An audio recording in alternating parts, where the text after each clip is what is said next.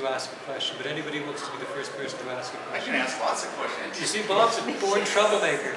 Yeah, I work at it. Fire away. So did you get in trouble in literature class in junior high school? You know what happened? I once wrote a story. It was a science fiction story when I was in junior high. And it was about a family in the future, and they're all sitting down to have their Christmas dinner. Thank you, sir. Very good. So this little family, this futuristic family, sitting down having their Christmas dinner. And at the end of the dinner, the little boy says, "Oh, Daddy, why do you celebrate Christmas?" The guy goes, he doesn't know. He says, "Oh, I think it's when Christopher Columbus discovered America." So that was my little science fiction telling the future. And I got in trouble in the sense that they didn't believe I'd written this myself. They thought that I must have got somebody in ghostwriter to write it. So did I get in any other trouble? Also, the other trouble I got into was once in lunchroom. They used to have these little cartons of milk, and I drank my carton of milk, and then I stamped on it and made an explosive sound. I got sent to the principal for that. Banned from the lunchroom. I think I cried. I could reminisce about high school all day, so don't let that happen. Hi. Well, with such a, well, I mean, since it's space, time, everything to choose from in order to, formulate a story or an idea from, I mean, how difficult was it to just try and finally narrow your focus? No, that's a very interesting question, because I know what you're saying. Like, the wider your choice, often the more difficult it is to come up with it. I think that probably would have been more a problem if you first sat down, when they first sat down and dreamt up Doctor Who. That might have been a problem for them then. But I had all those years and years of stories before me, so in fact, I was reacting against everything that was gone before.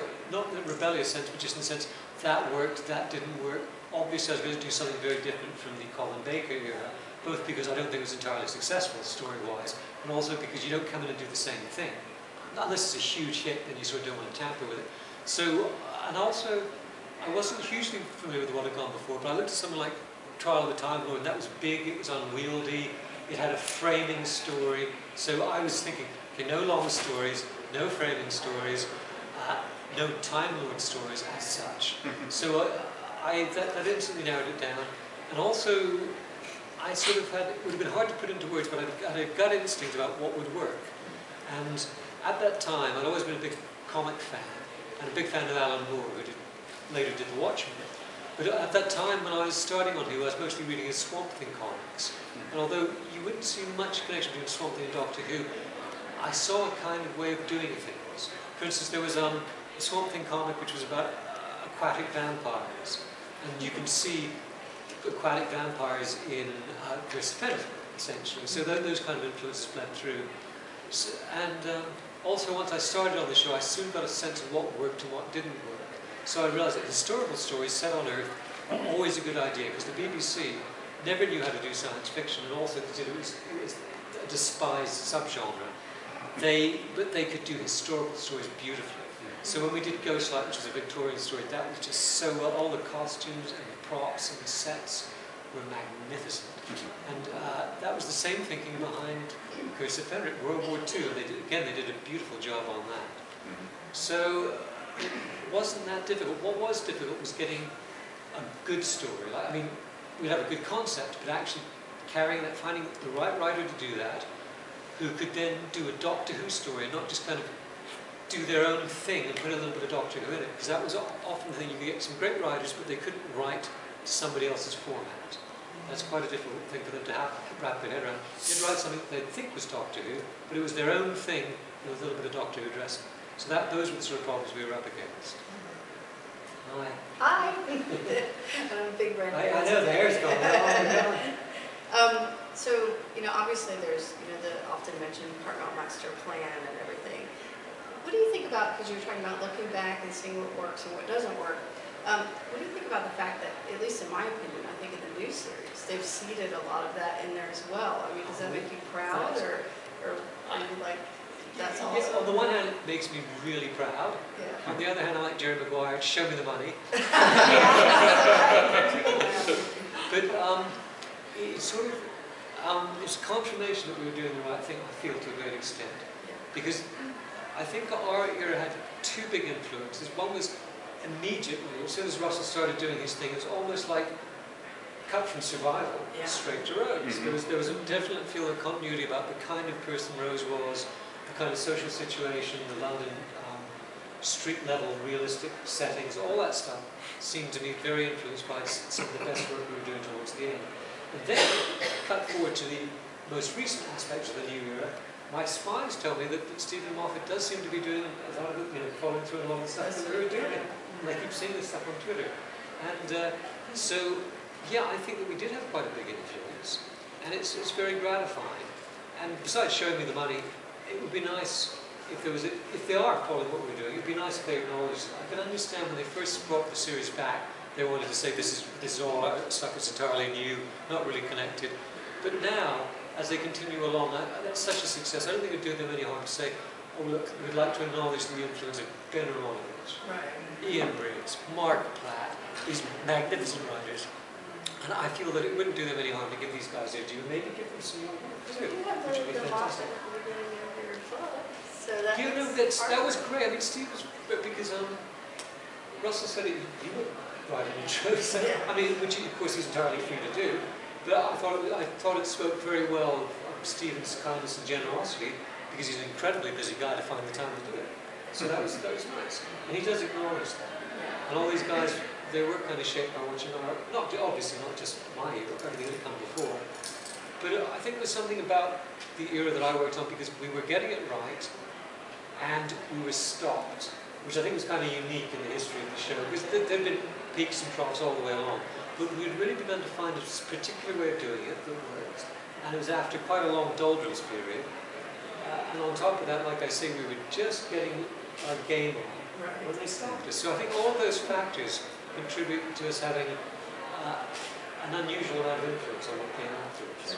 Thank you. My pleasure. Hi, it's a lady, first of all. Hi. Were all the ideas yours, or were you influenced by ideas given you by Jonathan Turner? Well, John would not tend to give you ideas at the ground floor level, but then he'd tend to come in. So just to talk briefly about Time of the Rani, which is a story I disavow, because some people love it, and I won't take any credit, but a lot of people don't like it, including me, and I'll take no blame, because it was sort of imposed on me. But just as an example, the Pip and Jane Baker, he used to call them the Baker twins. They were the writers. They came in and they had this whole story worked out, and John said, well, this is good, but I think it needs something more, some big kind of science fiction thing. He said, so how about a giant brain? Okay? So that's the sort of stuff. If you wanted a giant brain in your story, John might come in with that. So he was quite good, although he wasn't a writer himself, and couldn't always articulate exactly his motivations, he was often very right and very good about what something needed. For instance, when I first came in for an interview with him, I'd written a story about a killer, a serial killer. Yes, very unusual story about serial killers. But he said, I think that this is a great script. In fact, that was the script that got me the job, so it's quite a successful script. He said, but I do think you need some hint of why this guy's a killer. And he said, maybe you should just have a shot of him, in a graveyard, there's his wife's grave, you just do that. He said, whatever, don't worry, don't mind me. And I just, oh yes, that's a great idea. Thinking, what a stupid idea. Over the years, more and more I thought, you know what, he was right, it needed something like that. And that would have been a really straightforward way of doing it. So John was great on this kind of ideas. So your question was, how much did he do? He might say, like, this is the anniversary year, so we're going to have the Cybermen back and the Daleks back. So he'd have that kind of influence, but he wouldn't really interfere with the stories otherwise. And how much did I interfere with stories with the writers? How much did I give them the stories? You sort of don't want to, because the whole idea of what's the expression? You don't want to hire a dog and bark yourself. So you try and get people in with their own good ideas. But that was the tough thing. I remember it took months and months and months and months for Graham. Graham kept coming with these ideas. I don't know if you've ever seen a movie called The Producers. And in the original version, they're looking for the worst script ever, so the producer says, and the guy says, Franz K. wakes up one morning, he's a giant cockroach. Too good. It's a ridiculous. So I was sort of the reverse of that. People keep coming with stories that just say, oh, it's not Doctor Who, it's not Doctor Who, it's not Doctor Who. And Graham just, finally one day he just came into office, he's literally slumped in a chair and he said, what about a planet where it's a crime to be unhappy? Yes. It's perfect. I mean, it was perfect. So that's what you wanted. You wanted a writer to come in with that. And Stephen Wyatt came in very early in the game, just after I joined the show, and he said, well, you know, I've been reading J.G. Ballard's High Rise, and also I just visited this horrible high-rise slum in London. And he said, I said instantly, yeah, that's a great, because you could instantly see, yeah, that's a great environment for a Doctor Who story. So you wanted people to come in with that stuff. With Ian Briggs, it was more like bits and pieces. You say, oh, what about a futuristic shopping centre? And that's in there in Dragonfire, but it's only part of the picture. And I might have said something like, you know, we need a basic story like a treasure hunt or something like that. It's quite an interesting story because you've got a monster hunt and a treasure hunt, and the monster and the treasure are the same thing. So it's quite pleased. But that was more like lots of little bits and pieces jigsaw, where something like Happiness Patrol or Paradise Towers, those are big single concepts which the writer brought in. Hi, hello sir, Alan. That kind of sort of answered, I had two questions, and that sort of answers one of them. I was going to ask of the writers that you brought in, who was, not difficult, but who was the hardest one to get the Doctor Who concept, and who was the easiest to work with? The easiest was absolutely Ben Aronovich. That's what I figured. Yeah. No, he's fantastic because I had to sort of get the writers to wrap their heads around not just Doctor Who, but also what I was trying to do with Doctor Who, because they might have come in, lots of people who I didn't like came in with stories that would have been perfect for the Seven Troughton era, but we weren't doing those kind of stories. And you know, they would write unit stories. Guys, I mean, those were great in their day, but it wasn't what we were doing, so they just didn't suit. But Ben had a great science fiction background. He was just a great writer in his own right, and he could home in, like, you know, if you wanted to write for House, he'd come up with a great House story, or Deadwood. You know, he would understand the needs of the show and fix on that and come up with something great. So he was the best and easiest, I would say. But in many ways, Stephen, because he came up with the idea of Paradise Towers, and that one idea shapes everything that follows. That, again, was a really easy experience. I'm just thinking, Briggs, as I said, it was always a case of let's get all these ingredients, put them in the cooking pot. So, and Briggs is one of our best writers. He writes character better than anybody I know. But with him, it would be a slow, you see, each one's a very different person, so each process was very different. So with Briggs, we'd sit down and gradually build something up, and it becomes very rich as it comes to life. I'm trying to think what other writers did we use? Mark Platt.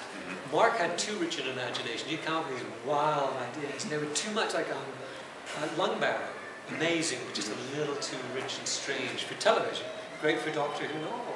So each one with its own interesting trip and interesting process. Mark has found a lot of success with Big Finish. Mark is the mainstay of Big Finish. Yeah. He's a great writer. And sometimes I see Ghostlight, and I used to hear that dialogue, and I used to start laughing. It's so witty and so brilliant. He's a great writer. But Mark, the thing with Mark was, his stuff would tend to be static. It would, you know, it'd stay in one place. And I'd say, oh, Mark, this is all brilliant, but it's got to have a fast-moving adventure story in there too. So that would be the thing with him, is getting something from him that was also a conventional action-adventure in the Doctor Who format. So each writer, except for Ben, you could pretty much wind up Ben and let him go. But apart from the rest of them, they would need, you know, a constant back-and-forth process. Jason had a question.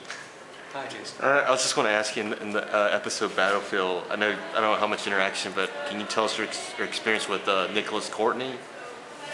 Oh, well, Nick was lovely. I mean, I sort of knew him through doing conventions and stuff too, and he was just, I know whenever somebody says, oh, how was so-and-so, they say, oh, he's a lovely man, and say nothing bad about him. But no, he was a terrific bloke, and the thing I really liked about doing that, the thing about that story is we were going to kill the Brigadier off. We were going to have Nick and we were going to kill him off. We just couldn't do it. We just loved the character too much, and I'm so glad that we didn't feel that we had to stick with our idea. I'm glad we were flexible enough. And of course, we had Bambera, we had the new Brigadier and the old Brigadier, so it was like one of those great things where you had your cake and eat it. We had everything, every permutation of it. No, but Nick was lovely, and I'm sorry he's gone. He's a great guy. Hey folks. Hello. Okay, I'm trying to articulate this, but okay, so when I was watching the Seventh Doctor era, I was an anarchist teenager, so it was like perfect for me. Ace was perfect for you. Yeah. I glommed onto that. But so what was the climate like at the time? Like, obviously, a lot of the BBC people tend to be a little older. Like, what was their reaction to that sort of storytelling? I mean, because obviously even now, as an adult, I look back and I'm like, that's got a lot of layers going on. It's quite radical, quite cheeky, I think. Well, look, I'm going to be honest with you guys. The reaction of the BBC was nobody noticed. Oh. Nobody watched Doctor Who, nobody gave it an answer, nobody noticed. But let's assume that they had noticed and given it great scrutiny. We were in a very conservative period politically at that time, but the BBC has always been a good organisation in that it's never hesitated to criticise the government, which is crucial because if you have a national broadcaster that is the tool of the government, then what you've basically got is a totalitarian state. So they're beholden to actually offer a critique of the government. So if people had been watching us, they probably would have said, well, that's good. We should be critical of the current political system because that's part of what we do. On the other hand, the BBC is a broad church, and there'll be a lot of political conservatives who would have said, what is this common nonsense you've got going on here? You're hiring Ben Aronovich, son of a famous Marxist academic. This is a nest of reds. So there would be that attitude too. Right. But on the whole, I think the BBC was great in those days because they often did really daring and radical stuff. There was playwrights like Dennis Potter who were writing wild things, and they were given complete freedom. So it was just, the BBC was great in that way, in that it would sort of, it's like this two-headed monster that's always arguing with itself. But while it was doing that, you had enormous freedom to do whatever you want. So I'm a great defender of the BBC, for all its faults. Hello again. Were there many script rewrites around the fact that some effects or some storylines there just wasn't the budget for? Well, usually what would happen would be it was too late. You'd only find out that something was disastrously bad when they were shooting it. Or when you came and you saw the prop they had and you thought, it cannot be serious. Or the makeup, which happened a lot. But there was one memorable occasion when actually it did affect a script rewrite, and that was on the Happiness Patrol. There was a scene in jail. And they just didn't have money for the jail set. We had to lose a set, darling. So that was great. We came up with this thing that was called the waiting zone, which was just a line on the floor. That's right. It was the cheapest set ever. But you see, that was great because that was the kind of world. But we don't have prisons here because everybody's happy and everybody's free. So it actually was tremendously to our advantage in terms of the theme of the story, and also when that scene was written by Graham, probably with a bit of help from me and Ben, it was a great scene. Sylvester walks up to this line, so this isn't a prison, he says, and what should happen if I step over this line? I'll be shot dead. So that was better. We actually came up with a better script because of that. But my advice is don't try this at home. It's much better if you do get all the sets and you don't have to do that kind of thing. But when it happens, you've got to make the best of it, and sometimes your best is even better than what was there before. That's a good follow-up to what my question was. I mean, were there any scripts that you had or ideas that you had that you knew you weren't going to get the production support to manifest it, that you just kind of had to go either rewrite it and change the flow, or just kind of go, we'll put this to the side? No, we never set anything aside, because on Doctor Who, there's no money to set anything aside. You bought it, you use it. So that was the kind of attitude we had. Now, no, seriously, it was like that. But that wouldn't happen because it wasn't my first rodeo, so to speak, so I could know of something. So at the storyline stage, I'd be very cautious about putting anything in that wasn't going to work. In fact, we had the opposite approach, which was to try and dream up stuff that was almost budget-proof. Like in Greatest Show in the Galaxy, we have a giant robot. It's as tall as this roof, taller than this roof, but it's buried, so you've only got its head above the ground. So this is your budget giant robot, folks. So that's the kind of nonsense we came up with. That giant robot head didn't really work very well because it wasn't a good job, but the concept was still great. They could have done a great job on that. So what I'm saying is we did absolutely set stuff aside constantly, but that was while we'd kind of work on the storyline rather than the script. So it would be like we're looking at a 3 or 4 page document. That's when we'd be trying to guess that kind of thing and make those changes. Because that's when it's easiest. Once you've actually got the script, it's expensive in terms of time doing the rewrites. Hello again. No, thank you. You're doing a great job. Okay, so I know a lot of times in some of the modern documentaries, I'll see where the actors will say that they'll get new scripts for that day, where there's been additions or anything. Did that happen a lot in your era? You know what? Not so much. I mean, obviously, I'm not saying that everything we did was perfect the first time. Right. And we did. I do remember there was always different colored pages coming through. So there were constant rewrites. But I also remember the guy who did the first Dalek story. I've forgotten his name for a second. The new. Oh, yeah. in the new series. Yeah. Does anybody remember his name? Was it Rob That Sherman. was- Rob Sherman? There, Yeah. Rob Sherman. And I remember him saying, oh, you know, I've done 12 drafts. And that never happened. It was never like that. And no, it should never be like that, because if you change a script 12 times, I mean, what's going on? Because either by draft 3, you either say, we're almost there, or this is never going to work. So I think if you're doing, you know, and some script editor who was working on the show was quite proud, yeah, so we'll do 12 or 20 drafts. That just means that you're not doing your job properly. Because either you get it right pretty quickly, or you write it off. So just to continue on that for a second, the reason that you do that many drafts is because somebody's moved. Do you see that expression, moving the goalposts here? Mm-hmm. Right, so, you know, the guy gets the script, the writer's actually got it right, but then somebody says, oh no, that's not what we wanted, we didn't want apples, we wanted peaches and pears. And so the poor writer's going, and it drives writers crazy. That's how software works. Yeah. Software development works. Well, yeah, because people keep changing what they want, and changing the spec, right? Which is, it's just ridiculous. So I would say that my impression, although I'm not that deeply involved these days, my impression is that certainly in the first few seasons, when admittedly they were trying to work out what they were doing, there was a lot more, and in television generally there's a lot more of that, and that's because there's more effigies on the totem pole. There's more people, and there's a lot of people who've got their names as producers on any credits, and most of those people do nothing. And if they actually do nothing, that's fine, but they often think that they have to do something to justify their presence, so they'll interfere with the script, which is a bit like the Hollywood process in movies. You just don't want that.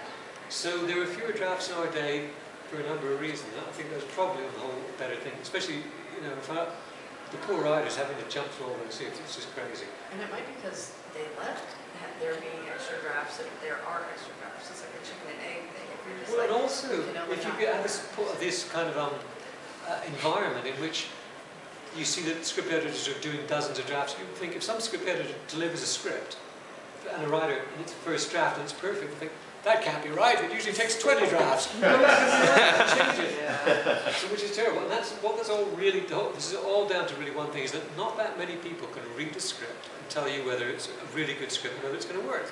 And I understand that, because scripts are difficult to read. Even I find that it's not like reading a book, you know, you've got all these scene headings and hang on, which character's Bert, which one's Ernie, you know, because you can't see them. Unless they're the regulars, you can't remember who the hell they are. So reading scripts is quite difficult. And so a lot of people who don't really know much about scripts have a huge say in it. And that's not great. At any given time, there's probably only 3 or 4 people in television in Britain who are really good on scripts. But everybody has to pretend to be. So the end result is the poor writers get throw another writer on the fire. That's the motto.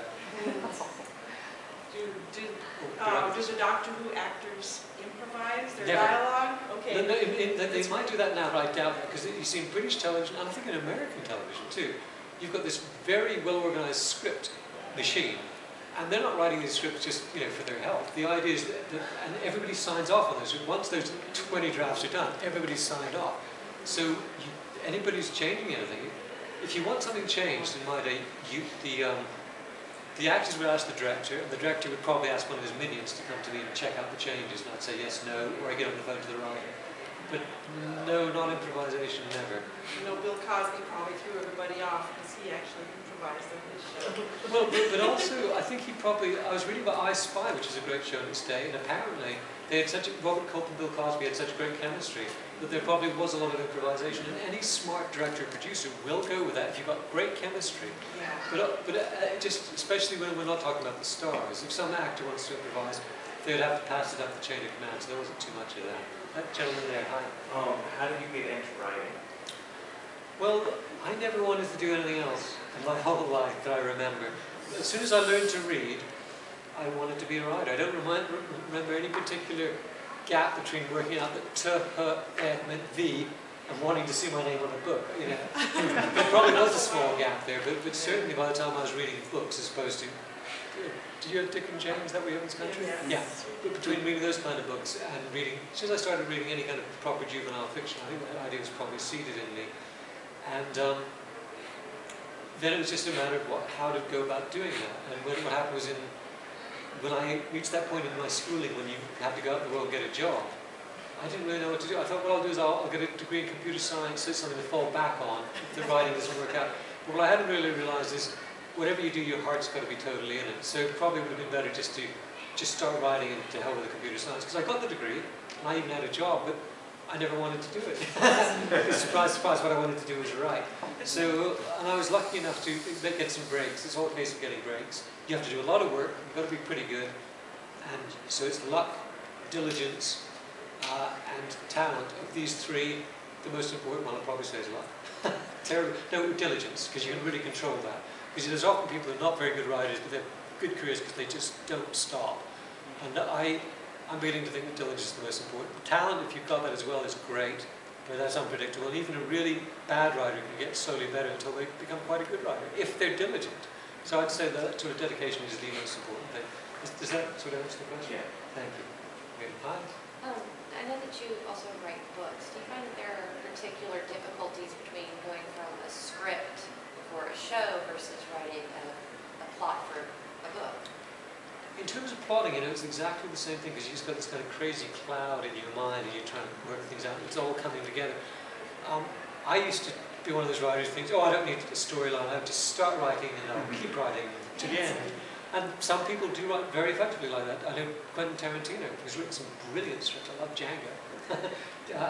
That's what he does. And I say, if that works for you, that's great. But if I'm in the position where we're talking about maybe doing a TV show, it probably won't happen, or it maybe will. These things are always crazy. But I've been sort of interviewing writers in case the show goes. And there's this one writer who's incredibly talented, but just doesn't want to do the storylines. And as a result, this writer's writing. The scripts are just a mess. Like there'll be a moment of brilliance, but it'll just be this huge mess. And when we get our go-ahead, do you think that writer's going to be the top of my list for all that writer's brilliance? No, because there's another writer who isn't quite as brilliant when she's at the top of her game. But boy, she says she plots everything, she nails it all down, she gets everything approved. Which one am I going to phone first, guys? So storylines are really, really important. And so now, whenever I start any project, even if it's a relatively short story, I'm very carefully plotting out. So in that process of whether it's a script or a novel, it's not, that bit is identical. But when you actually start writing, the big difference is you think, oh God, this is a novel. I've written one word, there's only 89,900 left to go. And in a script, there's just fewer words. And it's, and also with a script, it's more like, because it's more like a modular thing, it's easy to write chunks of the script. When I was first working on the show, Ian Briggs said, he was in the middle of writing Dragonfire, and he said, oh, I've written that scene. But I said, Ian, that's in the middle of the script, and you're at the beginning. He said, well, what I do, Ian said, is I write scenes all over the place, and I connect them up. And I'd never thought that you could do that. I thought, well, what a great idea, isn't it strange? So I would totally advocate that if you can do that, because you're building the thing all the time. Sometimes you're stuck on one scene, so you go to another scene. What could be better? And although I will do that and have done that in the book, somehow in a script it's easier because the script is a bit more like Lego. It's more like different scenes clicking together. Yeah, it's more like that thing where you go on a chip and put stuff on it. So in that sense, and also in the sense that there's just fewer words, scripts are easier. And in fact, I've recently been writing comics, graphic novels. There's a Ben Aronovich, has written a best-selling series of books called the Rivers of London series. Has anybody read those? Show of hands. They're wonderful. They're a huge bestseller. It's really weird because in England they're a huge bestseller. In Germany they're an even bigger bestseller, and all over the world except in the States. They haven't taken off in the States, but they're terrific. Ben wrote Remembers the Daleks and Battlefield, and these books are about the Metropolitan Police in London, and it's the branch that deals with supernatural. The reason I'm telling you all this is because there's such a big hit on Titan, who are a British comic company, came to us and said we want to do a series of comics. So me and Ben have been writing these comic scripts. And comics are very interesting because they are the easiest thing to write of all because there's more fluidity in them. Because when you're doing a script, there's always the budget at the back of your mind. In comics, there's no budget, there's just an artist. And so it's incredibly liberating. Those are the easiest things to write because you just feel really free when you're writing them. And there's even less description than there is in a movie script. So I would say of all, they're the absolutely easiest and the most fun to write. And books are the most difficult. As far as books goes, you have to pay more attention to character development too, don't you? Because, Well, character is crucial, but I would say that is totally crucial in everything. Because, like, when I wrote this comic, I was just, some of the scenes I was proudest of, like there's a scene in which a waitress appears on 2 pages of the comic, in the whole, where it's